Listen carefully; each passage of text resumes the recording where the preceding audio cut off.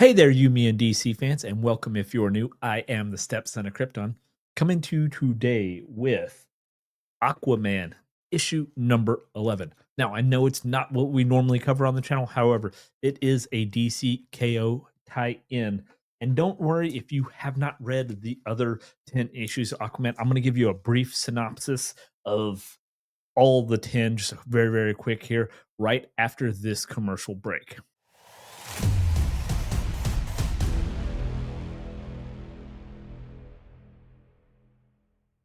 All right, guys. So I know it does say DCKO tie-in because we like to be transparent on the channel. I do want to tell you it has very, very little on the surface to do with the DCKO event. They do mention it once or twice. However, it is got something kind of a little bit deeper of a meaning we're going to go into. But to make that make sense, if you have not been keeping up with the Aquaman, I kind of want to go over what's happened in the Aquaman series in these first 10 issues, and then you'll kind of get to understand how it's going to tie into the DCKO event. Okay. So, in the Aquaman series here, this new series, basically what happens is Aquaman gets kind of transported through the blue, and it kind of goes to almost like another dimension where Atlantis has basically kind of fallen to ruin, but he meets his daughter Adriana, who you will see in this comic here. She's older. He ends up fighting Dagon. He ends up basically becoming like a cosmic level, god level, in control of the blue now. His powers are all amplified, and he's able to make it back home. Now, when he makes it back home, he goes to find Atlantis, and Atlantis is in ruins. However, it is really just kind of this force field that has been placed over Atlantis to make anybody who looks at Atlantis look like it's in ruin, and it's not. Mira, along with young baby Adriana, Garth, and them are actually there trying to escape it and get to Arthur. And all the while, Arthur's trying to, kind of like come to terms with this new power. And it's seemingly like, and if you look at this issue here, the specter of Darkseid, right? Now, it's been interesting. We know that from the All In special that Darkseid had merged with the Spectre, and there was the kind of an internal battle. He supposedly died. He birthed the Absolute Universe, and I think it's important to note that in the Absolute Universe, we have 6 of the 7 main Justice Leaguers. The one we do not have is Aquaman, and I think that's going to tie into what is going on in this issue here, because issue number 11 opens up to where kind of where issue 10 did open up, where Garth is there with Mira and Aqualad, and they're trying to get through the force field, and they're not having much success. However, Garth is able to get a very small opening through, and he can only send one person through.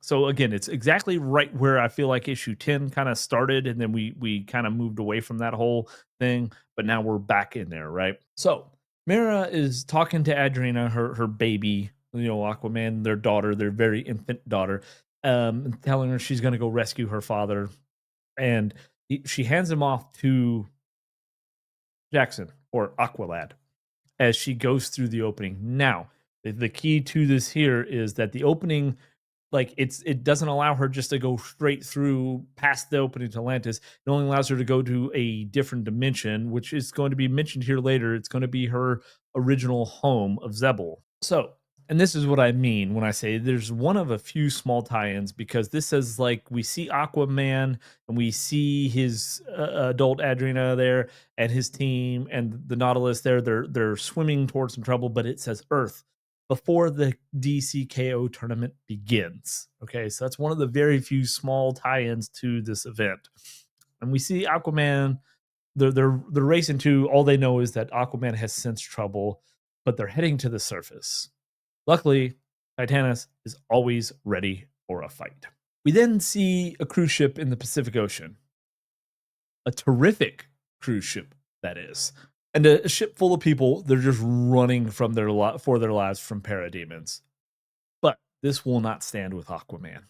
Aquaman orders his team to find and protect any civilians while still trying to understand this new power he has, while also at the same time he's paired up with his daughter, Adrena there, who, we just saw again, Mara hand off to Aqualad, so it's kind of weird for him, right? He would last he knew of his daughter was a baby, and now he's watching her fight as a grown woman that kind of reminds him a lot of her mother.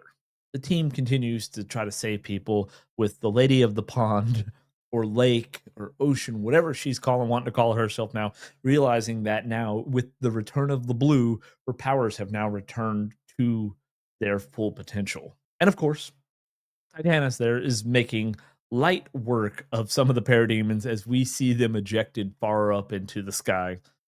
And it seems this isn't the only place in the ocean where the parademons have been popping up. And then we see Zane, of course, Zan, one of the Wonder Twins there. He's also making some light work of the parademons, able basically turning himself into water and just, I want to say mopping the floor with them, but maybe that's a little too on the nose. But he's saving people nonetheless. And then after taking a pretty big ass kicking, the remaining parademons flee, but Aquaman is wanting to give chase. While he has some of the others on his team to contact the Justice League. Now keep in mind this is right up to the lead up to the KO event. So it's probably within that 7-day realm of where they were trying to get everything prepped. And now they're dealing with this from kind of as we've seen in Titans 26 that we're kind of seeing those side events happening. Now we flash back to Mara, who again being able to escape the force fields only it was only able to send her to a different dimension, which is her former home of Zebel. Now, kind of quick note for those who don't know, Mara was born in Zebel, which it's kind of like a dimensional pocket located within the Bermuda Triangle, and that only wrecked ships can access. Which, for the way the writers made it seem, is that's why like when ships wreck out in the Bermuda Triangle, we can't ever find them, is because they kind of go off into this other dimension there, uh, and Zebel now becomes their home. Also, in Zebel, Mara was trained as an assassin, and she was trained to kill Aquaman because Zebel is full of Atlanteans that were banished from Atlantis. So she's trained to kill Aquaman, but ended up falling in love with him. However, though, when she gets to her home there, she's kind of looks deserted, except she does hear a familiar voice call out. And that familiar voice would be of Nereus, her former lover, sitting atop a broken throne, and he tells Mera she has returned to what is left of Zebel.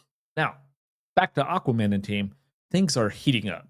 And not only because action is on the horizon, but because they are nearing the center of the earth where the surrounding rock is holding back liquid hot magma. With liquid hot magma. But they come across something kind of odd. It looks like the parademons and the Deep Six are building something like a furnace.